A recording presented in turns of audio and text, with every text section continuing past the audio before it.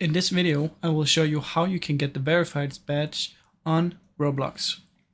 Now, if you go to the Roblox website and you scroll a little bit down, you will see in here, it tells you how you can qualify for a verified badge. Now, these are the way you can qualify. The first one is if you have a brand or your figure, that means you need to have a following.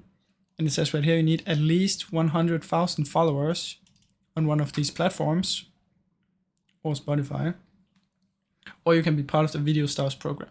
Another one is if you're an experienced developer, then you can see right here. And the last one is creator of avatar items.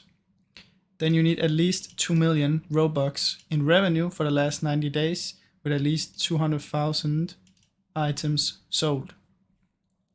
If you qualified for any of these, you need to go to the authenticate right here. As you can see, you need the ID verification.